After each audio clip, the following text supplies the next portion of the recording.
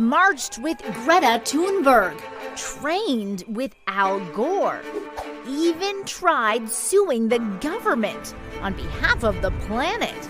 This is Sophia Mathur. Change is coming! One of Canada's most accomplished activists. And she's still in high school? People have always told me that I'm way too young to be getting involved in an issue like climate change. But I don't think that's true. I believe that youth deserve a say. Sophia was born in Sudbury, Ontario, and from a young age she liked to play with cats and draw pictures. A pretty ordinary life, except a lot of kids would, go to the water park or go to the mall, but I was heading to Parliament Hill and Capitol Hill to hang out with politicians. Well, that's certainly not ordinary. Sophia's mom, a lobbyist, was in the middle of a lifelong mission to fight for the planet. Honestly, for me, it was kind of normal because I would tag along with my mom. And what would you do? I would usually kind of just sit there and draw, and then at the end of the meetings I would give them my drawings, and they would be something related to what I was interested in at the moment, which was cats. But while Sophia was drawing, she was also listening. It didn't take a keen ear to realize that the horrors her mother was talking about would eventually put her and her beloved cats in grave danger. I remember this one specific time where I met with Senator Grant Mitchell, and I gave it to him, and he was honestly just shocked. And his reaction was enough to convince her to want to tag along with her mother more often. But during a protest in Washington, D.C., Sophia wasn't allowed to participate because she was only 7 years old. Sophia's mom pleaded with the protest leaders, and they decided to make an exception just this one time. But it turned out to be an incredible revelation. A lot of those politicians have grandchildren or are children of their own, and having me in those rooms is almost like looking at the future generations. The decisions that they're making is going to be affected by that. And she felt motivated to take her cat drawings to more politicians. We went to go lobbying again, and I brought my friends along this time with me, and we got to kind of listen into like a meeting regarding climate change with a whole bunch of politicians, and I just remember there was a lot of like interrupting of each other, and they clearly weren't cooperating with each other. At that moment, I felt like I couldn't really do anything, right? Because I was just a kid. I can't vote for these people.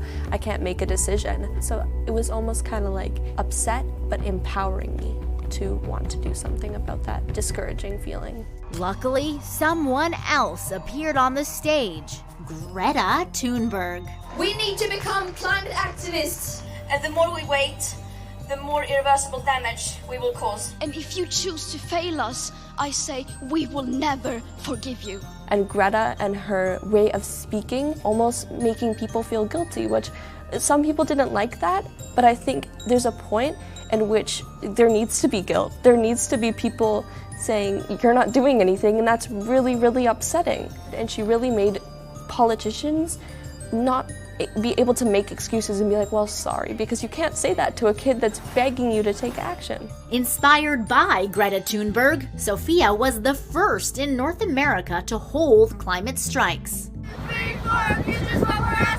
We kind of just sat there and talked to people walking by. There was a politician and we just said hi to him. People were like, you're skipping school. But as the movement got bigger, I think they started to realize that it was less about the skipping school part, because we actually got schools to come to our strikes. There were a couple people that were upset. And I remember at one event, one guy walked past and yelled, there's nothing we can do at this point. What are some PG versions of what the hecklers say? Usually they'll just like yell something and say like, oh, climate change isn't real, or what are you doing here? How does that make you feel? It's really discouraging. It's really upsetting. But then during the darkest times, a surprise brightened Sophia's spirits.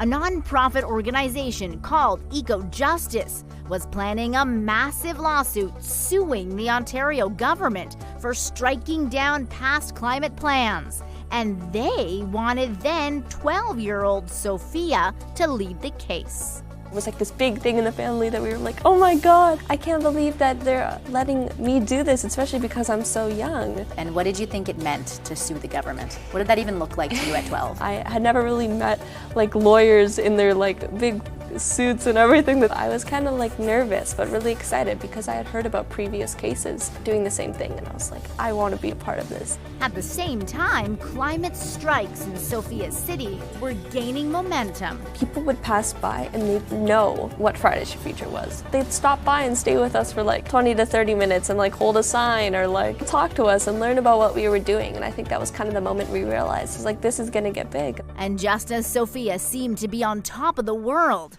it all came crumbling down, literally.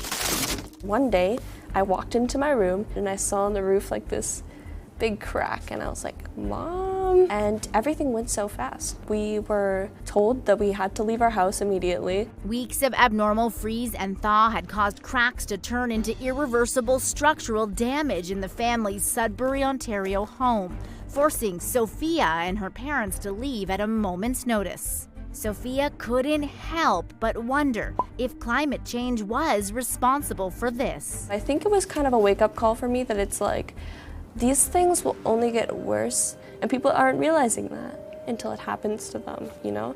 Until it happens to their home or their family members. So why keep going? I had to keep going because that wake-up call made me realize that I had to do more. And the next steps were the biggest yet.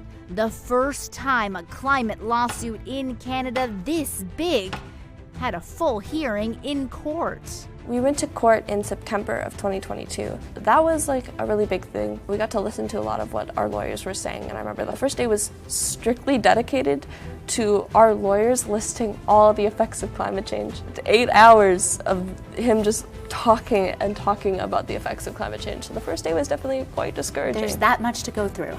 Yeah. And the ups and downs continued. Twice the government tried to get Sophia's case thrown out and twice denied, reaching a full hearing before being dismissed in 2023. It meant Sophia's case had gone farther than any case of its kind. What do we want? Climate justice! But beyond setting precedents, trying to hold governments to account, and getting her message into media coverage across Canada, one moment tops her list, joining her idol on stage, this time as an equal. There was this one question, it's like, what is worse, ignorance or inaction? I think I answered both. You know, both were bad, and I remember kind of Greta looking at me and kind of like nodding, and I felt like, oh my goodness, I got to meet my idol, and I got to meet someone that really sparked my activism. Did you draw something for her? Yes. Did you? Surprisingly, the end goal is stopping this activism work. Will there ever be a day that you don't do this work? I do this because I feel like it's a responsibility, less of like a passion. I want me to live my life and not worry about climate change, but also future generations not having to speak up for their future. If you have an opportunity to speak up, and if you have a voice, if you have a vote, then it is your job to speak up.